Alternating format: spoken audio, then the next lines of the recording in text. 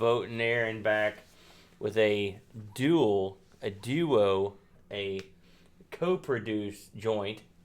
Tonight we're going to be taking a look at Amiga Forever Plus 2017. I have had plenty of time to get acquainted with it, and now I'm gonna do a walkthrough with this with Boat, so he can kind of get a vibe for what it's like, and we're gonna record it so everyone can follow along that wants to, and maybe you'll find that this is your cup of tea. With full disclosure, this was I guess a review copy of this that was provided to us by Cloanto, which we appreciated that, and you can take that into account. I can tell you that of course everyone would say this, but it really doesn't affect the way I look at stuff when that happens, because I'm a straight shooter and so is Bode. But so we'll tell you how it is. So anyway, all that aside, I have done some things to Boat's version of this, but we're going to get just kind of a get acquainted session with this.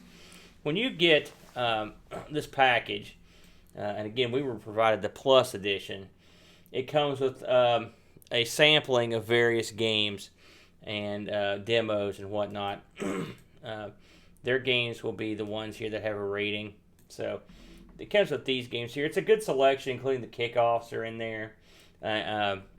Deluxe Galaga's in there, which is great. So that you get some pretty good stuff that comes with it. Pac-Mania is in there. A lot of good stuff. The package also includes a bunch of demos. I mean, a bunch, right? We use some of these on the Amigathon, and there's a lot of good stuff here if you're in the demo scene. It also comes with some videos.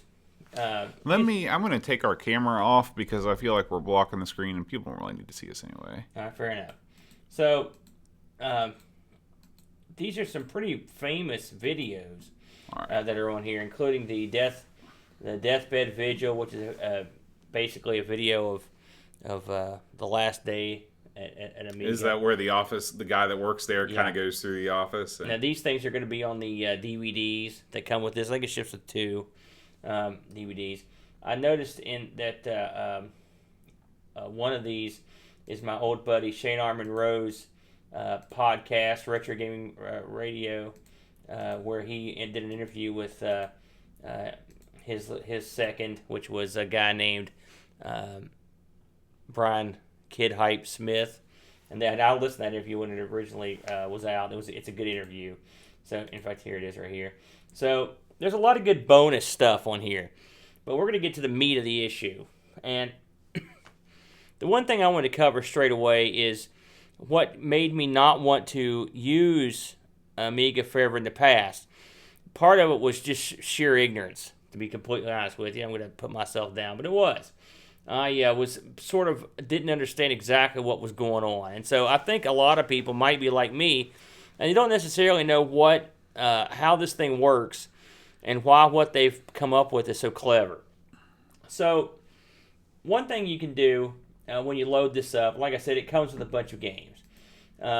These are basically games that are compressed and in a format that Amiga Forever uses. It's called the RP9 format. And that's what scared me off, because I didn't like the idea of having a bunch of files that I provided get changed over to some other weird format, because I didn't know what RP9 was. It's actually quite brilliant. What they do is they take files you provide, and I'm going to go through this right now to kind of show you what I'm talking about. If you want to add games to your Amiga Forever package, okay, this is the first step, because whenever you get one of these things, you want to add your stuff, then you want to try it. So they've got a thing under Tools called RP9 Toolbox. All right, this is as simple as can be. What you do is provide a source where your ADFs live. You would go through here and find whatever your directory is, and then you would have it start task. And what it does is it will go through your ADF files. Let's say you download 500 ADF files, Amiga disk format. You've got them on your drive, And this thing will scan wherever you tell it to, and it goes through and it tries to identify your files against a database of Amiga games, for example. And you can set the parameters at what point a successful identification occurs, and you can change them to whatever you want. And and there's a threshold where if it doesn't know what the game is, it will ask you, "We think it's this. Is this it?" And you say yes or no. So what this does, and I'll use Three Stooges as an example. If I had the discs for Three Stooges, it would find them, it would identify them, and then what it would then do is compress them into an RP9 file that has the discs, any save features that it needs, like information about the game, pictures, multimedia that comes with the game. It saves all this in one file, and so and it also compresses it. So not only do you have all that information saved in one file, but you have it shrinks it down considerably to save space. When you're dealing with the entire Amiga library, you're dealing with a lot of space. It's good to save the space. I can't tell any difference on load times. It's not the crazy format that I thought it was. It's just it simplifies things. So when you load up, when you have your list up here and you load up the Three Stooges, and you can roll down through here and load it up, it will know, okay, this is the Three Stooges. It's already been identified. It will also know that there are 2 discs. It will know what Amiga it runs on. It will know. It'll automatically do the disc swapping for you. You don't have to ever fool with that stuff. You don't have to mount anything, and it will automatically give you the best environment to run the game. So it's perfect every time. It takes the guesswork out of running games.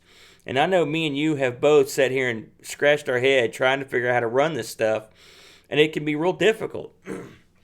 So once you've got a game in here, you can also go through, like we're going to look at a game here, just a random game. We'll look at Wings of Death. So what this means is there's an RP9 file with Wings of Death in it.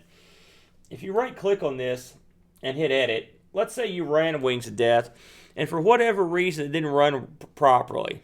All right, this lets you edit everything. You can edit who makes it. I mean, these are RP9 files. They download all the information in the database. So now instead of just having a title of a game, you've got all the information about the game. Who published it? Who made it? What year did it come out? What kind of game is it?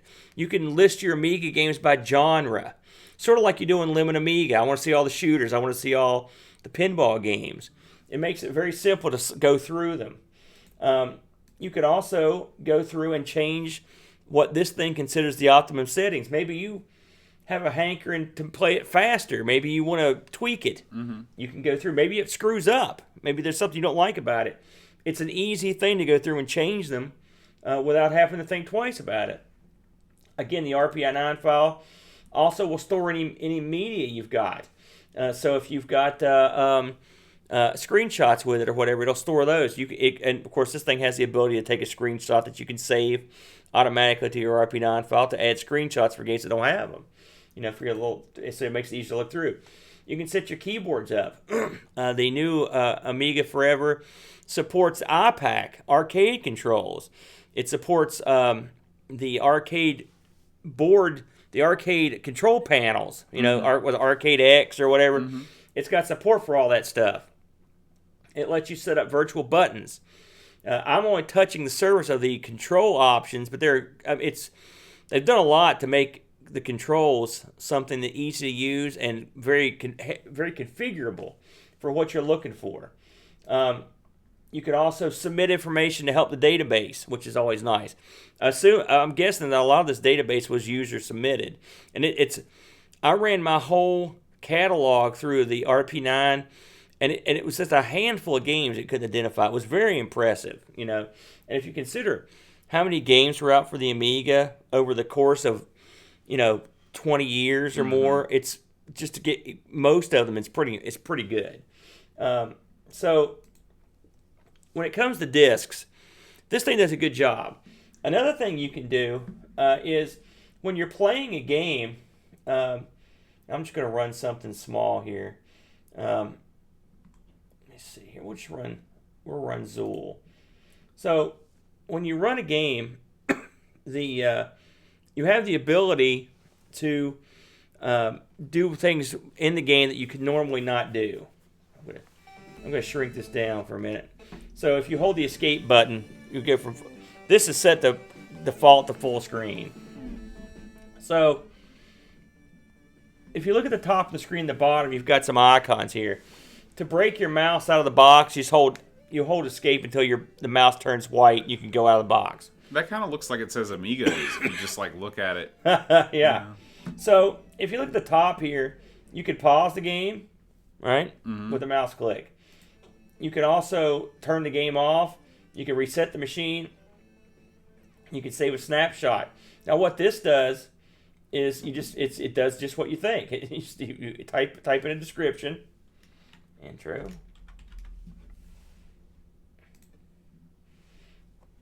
And so you can pick the game up from there.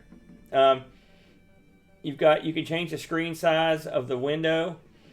This little jigger makes the go full screen. That's pretty self-explanatory. But then you get into some weird stuff. Check this out. You can share what you're playing to Facebook.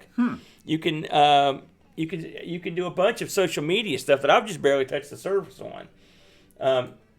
You can post pictures to Facebook and Twitter. Here's what I'm playing. It'd be an awesome way to get your Twitter up and running. People would probably get a kick out of that, seeing what you're playing, right? Now, if you look down here at the bottom, these icons here, this is like an activity icon that shows you right there. It shows you what we're using. This right here, it's a keyboard icon. It lets you do stuff that you don't have on your Windows keyboard. All right.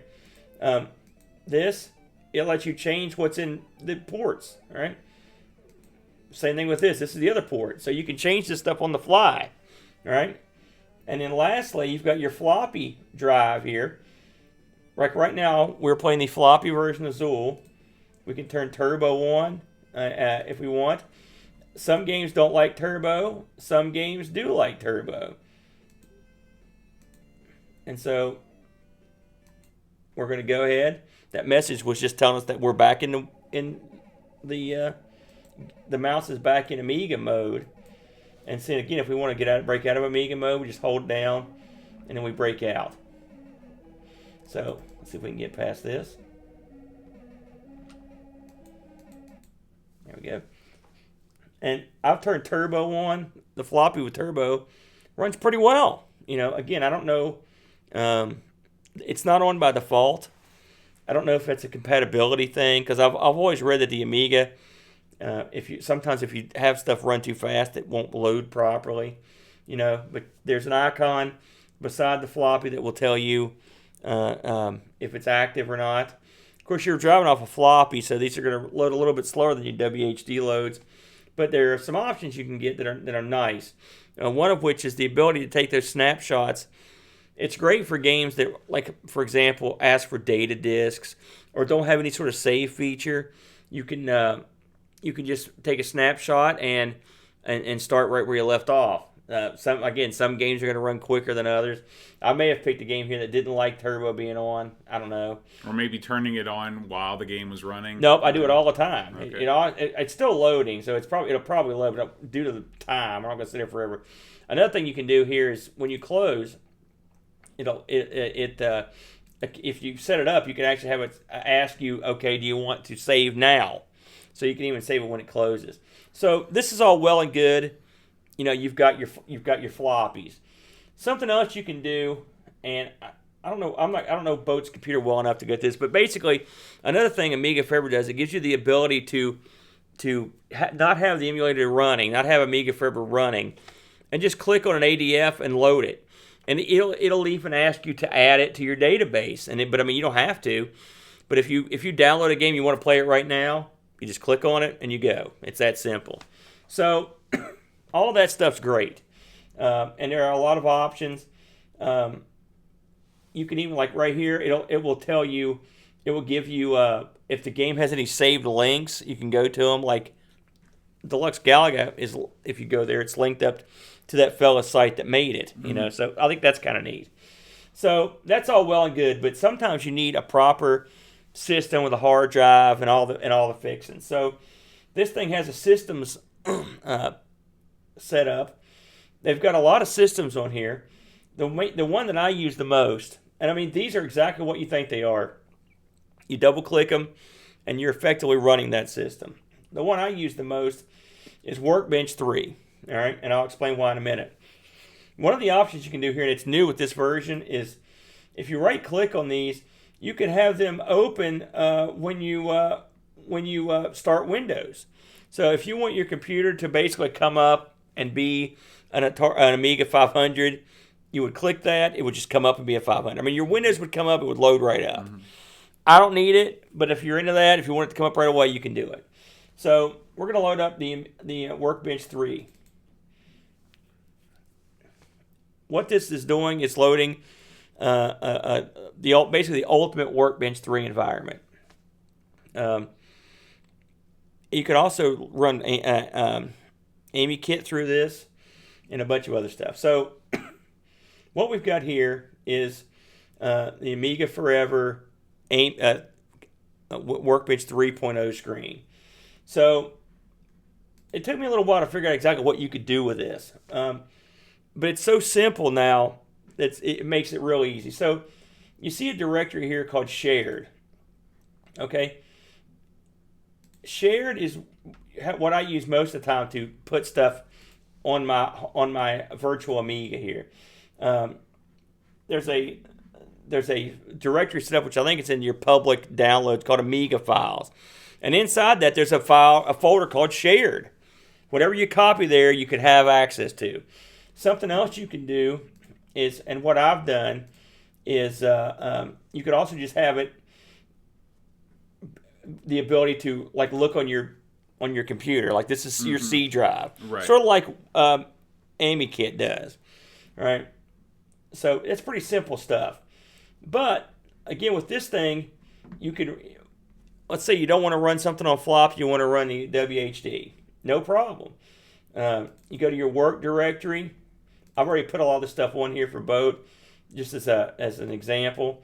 And you can see these are just the same WHD load files we've always used. And you just pick the one you want, and it works just like it should. We'll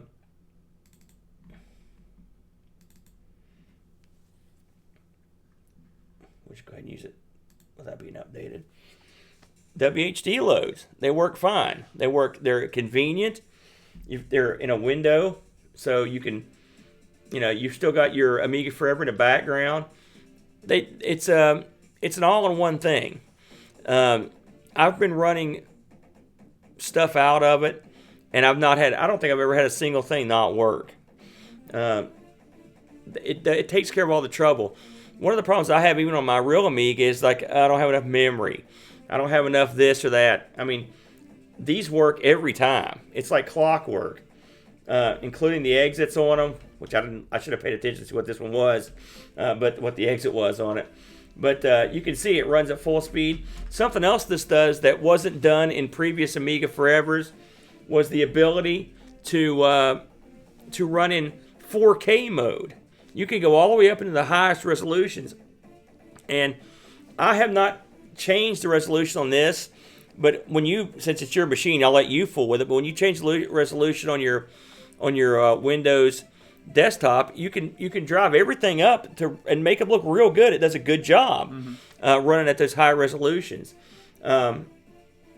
It's a great package. I mean, I have to say again, I feel kind of stupid now having not used this in the past, but this thing has been a treat. I've enjoyed every bit of it, and I give it my full recommendation that you can call this a review. I have not seen anything bad about this package. It comes with some PC connectivity software, which I haven't dug into that much. Also, if you looked at the system section, it had a lot of systems here that I haven't tried, but it would be a neat thing to experiment on. Some of the more wacky setups, but I think you'll get a kick out of it, Boat. And I think if people are interested in it, it's worthy of their time and their money. Awesome. Well, I'm glad that you took the time to break it down for me. How would you rate this among all of the solutions that we've tried? Because we've tried many. Well, hold on. One thing I like about it is it's very stable. Mm-hmm. I've only had like one crash that I can think of. It gives you options. I didn't even go over. Like for example, if you want to run a game, you could even run the game with WinFellow. You could, if something's not running right, it gives you the option of even a different emulator. I mean, at its heart, to say it's not fair to say it's just a front end. It is. They've put a lot of time and effort into getting this thing right. Mm-hmm. The ability to run floppies like you can is very handy. Not everything's available in WHD load, or some things don't work. Like I'll give you an example. Neuromancer, the WHD load, it kept crashing on me. But on my real Amiga. So I played it on a floppy here. It's great. It requires a save disk. I never use it. I just save with the snapshot. I like having the availability of all that database information. Yeah. I know we've used AmiKit. We've used. You're using what's the FSU, which is nice, but this is several leagues above it in terms of functionality. It has so much stuff. I like the social media stuff. I'm going to take advantage of that. I like the fact that I can make everything look right. It doesn't have to look stretched. It can look good. I've had no trouble with sticks. I've used my sticks without any problem, including the new Super NES that I just hooked up, and it worked great. So there was no problem there. I like the fact that you can have a nice, tidy list. Mm-hmm. Now, is this the most beautiful program? No, it's not. Especially if you look at more robust front ends that are aimed at being beautiful, this is not that. It does give you a nice a screenshot, in the corner that you can look at, and you can add some other stuff. But I mean, this ain't Hyperspin or even right. Game X in terms of. But Roy, that's not what this is about. Yeah. In terms of functionality, the front end works great. Mm-hmm. I haven't had any problems recording off of it, and I haven't had any problems with games crashing in the middle of the game. One of the problems I had with AmiKit was that it would crash a lot, or it wouldn't reboot properly. I don't know if you have that problem. I've never really used AmiKit. Yeah, so. sometimes not AmiKit, but what's the Ami X or whatever? The one that we use all. I set it up for you. Yeah, it used to crash all the time, and so it just drove me nuts. Like I said, this is stable and lets you do stuff on the fly that I normally couldn't do. So, overall, I think it's leagues above everything else. I was one of these guys that said, I'll just use UAE. I'll just use that. I know I can get around it. I know enough about Amiga. But, man, how many times have me and you sat here and just suffered and tried to figure this stuff out? And it's not like we're complete bums. Right. But it can be very difficult. I like the idea of a database that knows what to run. Mm-hmm. It knows how to set up your disk. You don't have to swap them. It sets them all up for you. Mm-hmm. That's handy. Yeah. And plus the desktop, added bonus. Mm-hmm. So, yeah, I think it pretty much blows away just about everything else. Awesome. Well, thanks for taking a look at this with us today, and we will see you next time. Until then, adios. Don't worry about that. That's fine. It's doing its thing.